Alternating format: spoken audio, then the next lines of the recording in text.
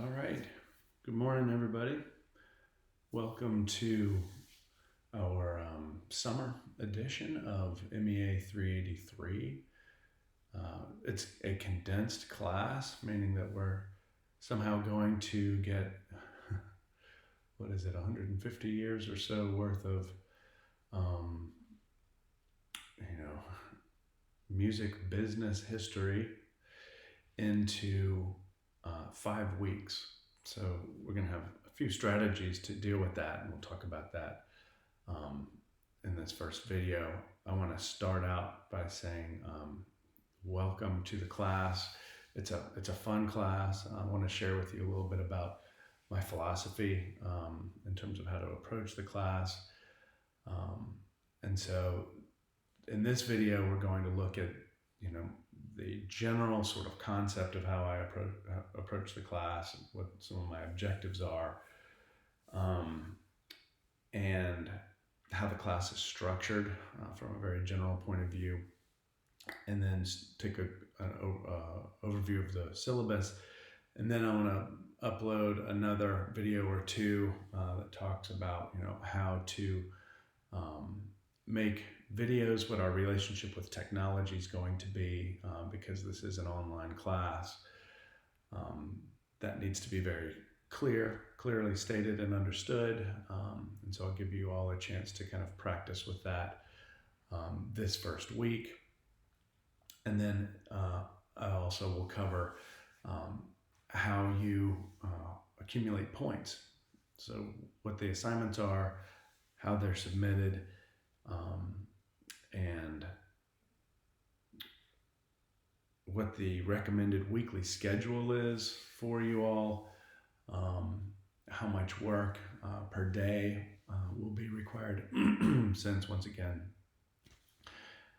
we're putting an entire semester into 5 weeks, and then I'll give you an idea of what we're starting off with this very week in terms of what's due. So anyway, that's an overview of what videos I want to post to start off with. In terms of the way that this class is arranged, we are looking at roughly 1850 or 1860 on through, and I'm not going to, I guess what I am going to do is I'm going to give you the tools to understand the music that is, part of your DNA. That's, the music of your time. So roughly 2000 to the present, in some different ways. So I'm going to empower you with those tools, but I don't pretend to understand the music of that you identify with, I guess I could say. So contemporary music, largely written in the same way as I wouldn't expect you to understand the music of my youth. So, unfortunately, the 80s is not my favorite time period musically, but I did live that. So the 80s and the 90s for me, and even, the 70s, I guess mid 70s through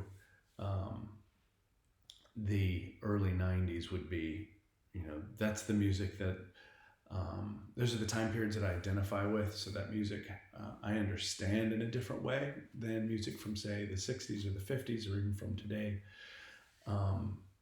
Just because I think each of us, as we move along in life, has a time period in which we become musically aware and have relationship with certain kinds of music of our youth, I guess you could say. That's informs the way that we see the world and the way that we see ourselves. And so I have a lot of respect for that. And so one of the goals of this class is to give you all different ways of understanding how music relates to the world as a sort of medium, a looking glass we can see through and see, values, for example, society, identity. Music can be a way to critique the world.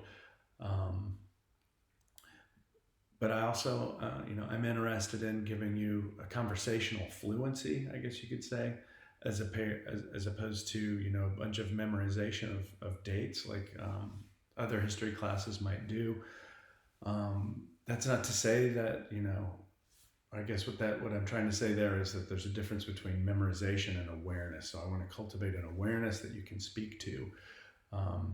So in terms of the way that the grades in the class and the kinds of things I'll be looking for are less tests with a bunch of memorization, and there's going to be more emphasis on presentations where you can show that awareness. And then there'll be some writing assignments as well, but we'll get into those a little bit later in a different presentation. So in terms of like the ways that I'm inviting you all to understand popular music in the United States are based on a few different theoretical perspectives. And so I'm going to be bringing those together in this class. And those include this idea of mainstreaming. You'll hear me talk about a lot. And so how do movements, things that become quote popular or visible from a sociological perspective, socio-cultural perspective in terms of the practices and the things that people do, behaviors, and rituals, kind of things move from the margins of society of what's popular. So things that a lot of people aren't aware of yet, and then how does that popularity occur? So this idea of mainstreaming is one that I'll refer to a lot. So it's basically that movement from the borders of society's awareness to the bullseye or the center of that. Another perspective that I'll invite you all to consider is the relationship between individual identity, how that is constructed by society, and how art, in particular, mass communication, mass media, music included, music video, film, how those inform or criticize, critique, take apart, put together these ideas of identity, and race, and also class, being, large, or contributing significantly to that. And so music is engaged with all of these, whether it's from the idea of, the early articulation of high culture, what high society is supposed to be doing, versus low culture or popular culture. These are things that popular music engages both explicitly in terms of what it's representing, but also implicitly or behind the scenes, the way that the business is structured and the way things are marketed, for example. So we'll get into a little bit of that. We won't be able to, or let me just say that another one of the ideas that this class is organized around is the development of industry. So when, we're the first record companies, what is the birth of, music publishing, for example? What does that look like? What is the, where does the idea of performing rights, the fact that we need to protect an artist's work from being freely distributed in a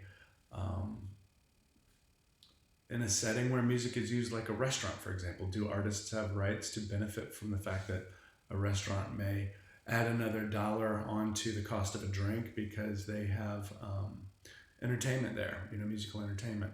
So this idea of the public performance right, where does that come from?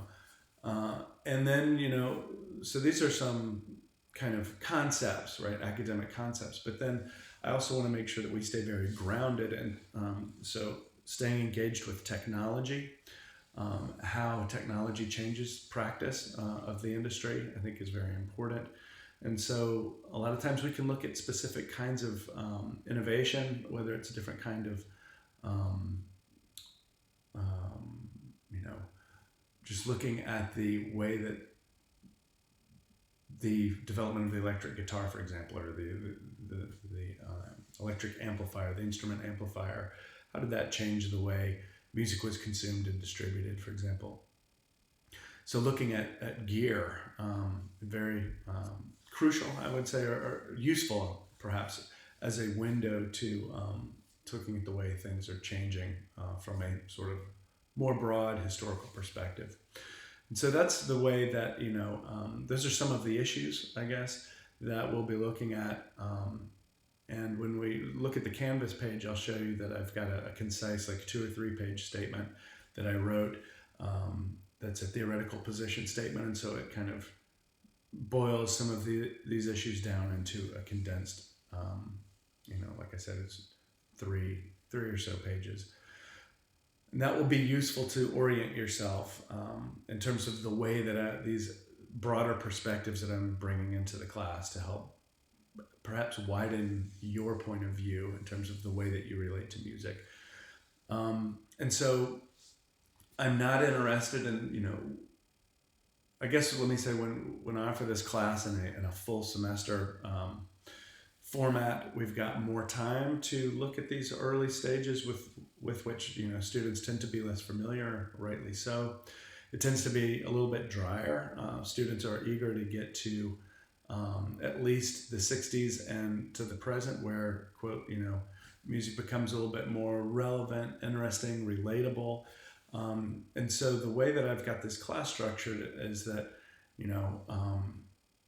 I am taking, it's kind of like a passing of the baton, right? So we're running this race together as almost like a relay team. So I'm relaying knowledge to you.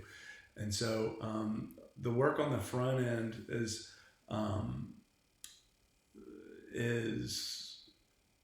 like we're going to cover a lot of that, say 1850 to 1930, like just in the first week. And so there's a lot of information that I'm providing you with. And then that's going to taper down by like once we go through week 2, 3, and 4, I'll be actually providing less information and more focus on your, what you're getting from it. So that's when we'll start getting into more of the student presentations and giving you a chance to elaborate on what you find interesting about, funk music in the 70s, for example, or, EDM or, death metal, whatever it is that that has you, has your interest. I'd like for you to be able to speak to that, but perhaps in ways that you hadn't thought of before. So when I say, passing of the baton, I'll be doing a lot of the work to make sure that you have an understanding of where, the concepts are coming from, coming into the picture, how the music business is set up. And then, I'll have an opportunity to focus as well on stuff that I love a lot, which is, late 40s through the 50s, soul and R&B, blues music. That to me is, that's where my sort of passion lies as a musician in any case. So that's how the class is going to be set up in terms of the way that I'm approaching it. And if you want to just take a quick look at the syllabus together, you'll notice that some of the stuff that I've mentioned here about, these different contexts, social, economic, and political contexts, are some of these different perspectives. What I'd like for you to be able to do would be, identify key participants, main recordings that mark different eras, communicate the impact of, key technological innovations, and then recognize, some of the regulations that are legal that come into the picture as well. So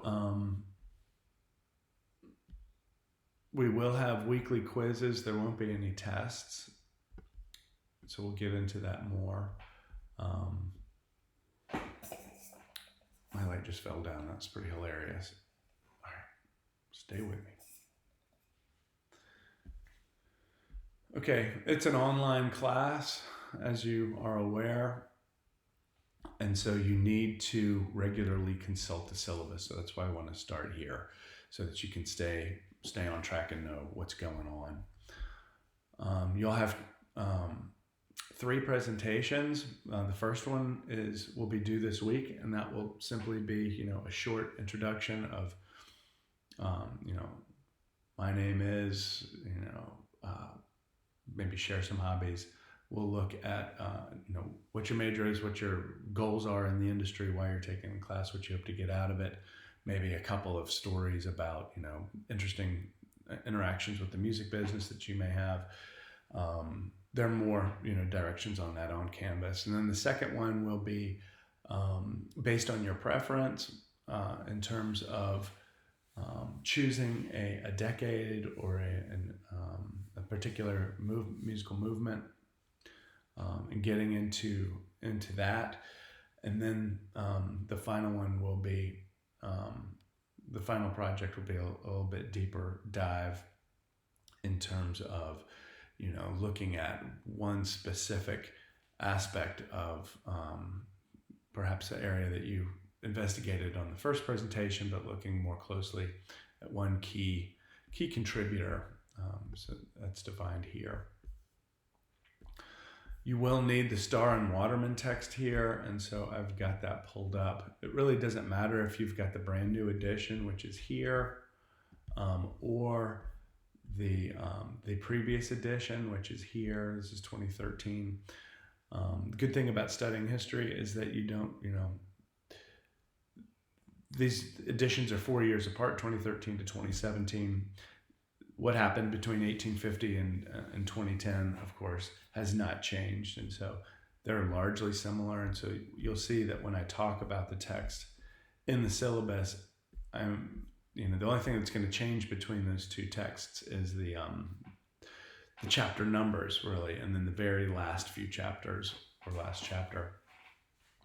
And so when I'm talking about the assignments and the chapters, I usually do it with the name of the chapter to avoid confusion about which numbered chapter we're going to be using.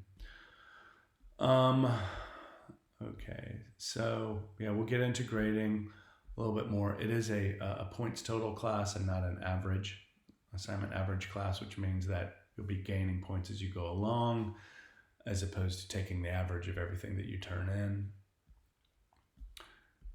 You'll see that you can get more than 100 points in the class, and so you can decide, how far you want to push it.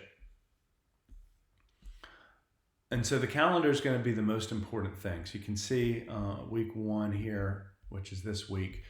We're going to be making a lot. We're going to get 80 years worth of material in there. I'll do these apart from the welcome presentations. I'll also do presentations on, how do we get from Edison to the implications, copyright implications of his work. What is the status of the music business in approximately 1900? Taking a snapshot of music business in the urban setting, so New York City, for example, versus the reality in the Mississippi Delta, and then we'll get into this idea of mainstreaming a little bit. So these are all just my presentations. As the semester moves on, I'll be slotting in student presentations as well. And then what are my grades going to be for every week? That's under assessment. And so we'll get into these more, but these are the chapters here that are assigned. 2, 3, 4, and 5 are, from one of the editions, but I've got those in parentheses that it's not chapter 2 in all of the editions, for example. But just look for After the Ball. That's the name of one of the chapters. I Got Rhythm. These will be the first several chapters in the books. And so what I'll ask you to do there is, you won't have to read closely each of those chapters, but I'll invite you to scan them and find, at least 5 questions from those, and then just post those questions, the stuff that you want to know the answer to, and then you find the answer. And so that's going to be your weekly writing assignment, is actually finding questions and finding the answers to those questions and then posting those, and I can use those as discussion topics. Then at the end of every week, we'll have I'll give you a quiz, and so a more focused, maybe 2-page writing assignment that is focused on a high point of, what's perhaps the most important event in the music business from, in that 80-year period. So we'll be looking at the Bristol sessions there. And then of course, you've got your introduction video due as well. So this is your map. And then, so that's your map of week 1. And you'll see that I also have resources. So if you want to, take a deeper dive into, how did the performing rights get set up in the music business? What was the incident that, led to the formation of ASCAP, BMI, etc.? Read A Costly Glass of Water. If you're interested into, how did international touring get set up? What was the first international tour in the popular music business? P.T. Barnum Presents Jenny Lind. What was the first, million selling song? Here's a audio recording of that one. Documentary video on the reality of the Mississippi Delta at the turn of this century. And so you've got, I'm putting in various types of resources for each section. So that's how every week is set up. You've got my presentations, what you have to do in terms of stuff that I will grade, and then some resources in addition to the textbook that I've loaded onto Canvas that will help you sort of navigate through and decide where you want to focus, what you want to use. And so you'll see the exact same thing now. And when we get into week 2, next week, we'll do 1940 to 1960.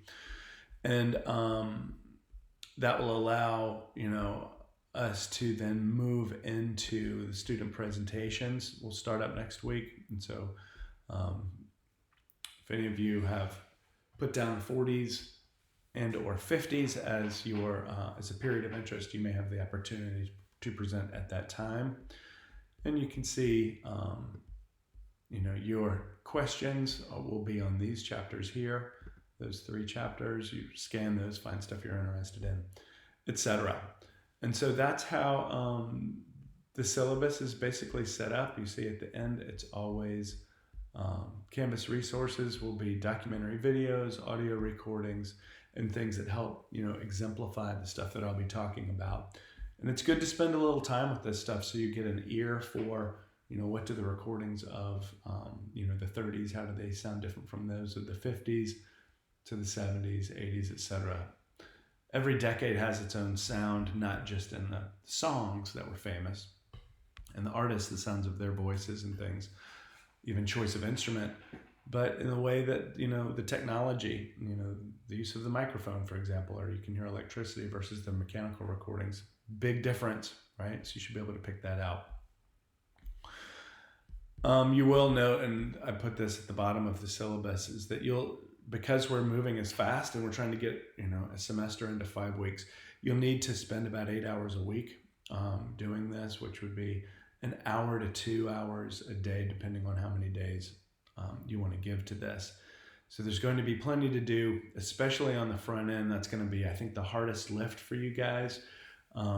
Because it's the most, it's foundations, but it's also historically distant. And so, the names, the dates, what's going on, the companies, all the players, all of that stuff, what they were dealing with, just because it's further in the past, 150 years ago is 100 to 150 years ago is just going to require a little bit more focus, but you've got to get, so put in the time this week to make sure you've got those foundations, because a lot of the stuff that follows after isn't going to make sense. It's kind of like mathematics. You got to know how to add and subtract before you can get into fractions, division, etc.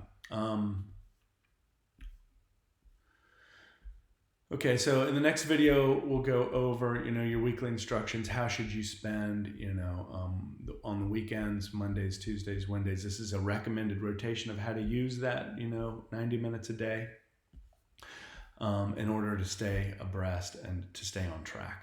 All right, so we'll get into that next. See you shortly.